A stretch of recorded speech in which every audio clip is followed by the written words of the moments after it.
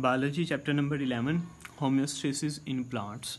बेटा homeostasis last lecture में हमने पढ़ा था कि homeostasis means the maintenance of the internal environment with the fluctuation of the external environment, कि अपनी बॉडी के इंटरनल इन्वायरमेंट को हम लोग अपने एक्सटर्नल इन्वायरमेंट के लिहाज से किस तरह से मेंटेन करते हैं, इस चीज़ को हम लोग होम्योस्टेसिस का नाम देते हैं।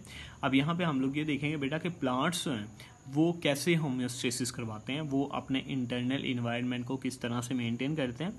तो सबसे पहले जी उनको ज़रूरत होती है removal of carbon dioxide and oxygen. ये हम लोग चैप्टर नंबर 10 में डिटेल से पढ़ चुके हैं कि जो प्लांट्स हैं वो अपनी बॉडी से कार्बन डाइऑक्साइड और ऑक्सीजन को कैसे निकालते हैं। आपको पता है कि प्लांट्स कार्बन डाइऑक्साइड को भी निकालते हैं और ऑक्सीजन को भी निकालते हैं। तो कैसे निकालते हैं ये भी आप लोग जानते हैं जी, स्टोमेटा के ज़रिए, लेंटिसेल्स के ज़रिए, फिर एक्वस प्लांट्स होते हैं, रूट्स के ज़रिए, यंग स्टेम के ज़रिए एक्सेट्रा।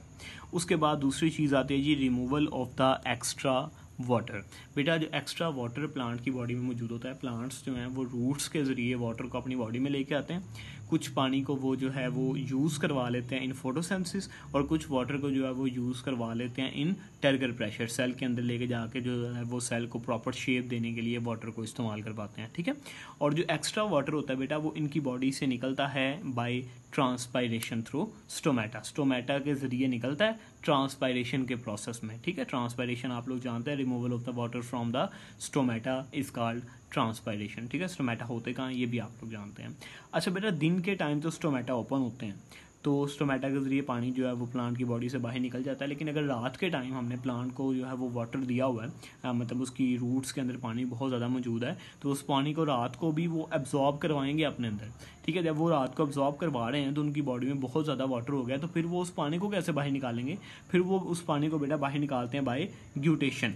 ग्यूटेशन का प्रोसेस क्या होता है? ग्यूटेशन का प्रोसेस बेटा होता है कि प्लांट की टिप्स के ज़रिए अगर प्लांट की बॉडी के अंदर से पानी जो है वो बाहर आ जाए प्लांट की टिप्स के ऊपर, तो उस प्रोसेस को हम लोग ग्यूटेशन कहते हैं। वो स्टोमेटा के ज़रिए नहीं आता, वो एपिडर्मल लेयर जो है वो उसके अंदर से पानी जो है वो बाहर निकल आता है।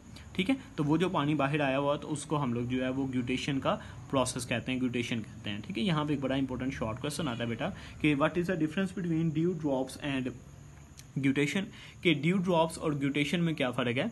तो बेटा ड्यू ड्रॉप्स और ग्यूटेशन में ये फ़र्क होता है कि ड्यू ड्रॉप्स जो हैं, जिसको शबनम के कतरे भी कहते हैं, वो इन्वायरमेंटल वाटर होता है जो कि हमारे इन्वायरमेंट में एटमॉस्फेयर में मौजूद है, और रात के टाइम टेम्परेचर के कम होने की वजह से वो कंडेंस कर जाता है, और कंडेंस करके लीव्स के सरफेस के ऊपर आ जाता है।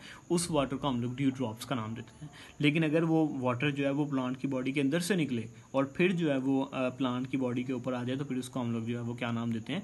ग्यूटेशन के जरिए। ग्यूटेशन और ड्यू ड्रॉप्स ये दोनों काम जो है रात के टाइम ही होते हैं, लेकिन इन दोनों जो है वो फिनोमिनास में डिफरेंस है, वो मैंने आपको बता दिया, अच्छे से याद रखिएगा, बड़ा इंपॉर्टेंट ये शॉर्ट क्वेश्चन है। आगे जी तीसरा है वो है जी removal of the other metabolic waste. बेटा प्लांट के अंदर भी मुख्तलिफ मेटाबॉलिक प्रोसेसेस होते हैं, और उनमें भी मुख्तलिफ मेटाबॉलिक वेस्ट हैं वो उनको अपनी बॉडी से उनको निकालने की ज़रूरत होती है। जैसे कैल्शियम ऑक्सलेट के क्रिस्टल्स बन जाते हैं जी पोटैटो के अंदर, तो पोटैटो ने जो है वो उनको बाहर निकालना होता है। इसी तरह से जो है वो लेटेक्स, राइजन्स, गम्स वगैरह ये प्लांट की बॉडी से बाहर निकलती हैं। ये सारे एक्स्ट्रा मेटाबॉलिक वेस्ट हैं जो प्लांट की बॉडी से बाहर निकलते हैं। ठीक है। अभी इनका जो मेन फिनोमिना है ना बेटा इन चीज़ों को बाहर निकालने का, वो ये है कि ये सारा साल अपने लीव्स के अंदर एक्स्ट्रा मेटाबॉलिक वेस्ट को जमा करते रहते हैं। लीव्स जो हैं वो येलो हो जाते हैं, और ऑटम के सीज़न में, ख़ज़ा के सीज़न में जो है वो ये लीव्स जो हैं वो प्लांट की बॉडी से शेड ऑफ हो जाते हैं, उतर जाते हैं। ठीक है। हम लोग देखते हैं नॉर्मली भी कि पूरा साल जो है वो लीव्स जो हैं वो आहिस्ता आहिस्ता येलो होते रहते हैं, और जैसे ही जो है वो ख़ज़ा का सीज़न आता है तो उसमें जो है वो प्लांट की बॉडी से शेड ऑफ हो जाते हैं। ठीक है। तो इस तरह से शेड ऑफ करके वो अपने अंदर से जो है वो अदर मेटाबॉलिक वेस्ट को बाहर निकाल देते हैं। कुछ को जो है ये फिर जाइलम और फ्लोएम के अंदर भी स्टोर करवा लेते हैं, रेजन्स की फॉर्म में, गम्स की फॉर्म में, लेटेक्स की फॉर्म में। तो इस तरह से ये जो है वो मेटाबॉलिक वेस्ट से अपनी जान छुड़ाते हैं प्लांट्स हैं। तो ये पूरा लॉन्ग क्वेश्चन है जी, बड़ा इंपॉर्टेंट, होम्योस्टेसिस इन प्लांट्स। अच्छे से इसको याद कीजिएगा। कल इंशाल्लाह फिर हम लोग नेक्स्ट लेक्चर की बात करेंगे।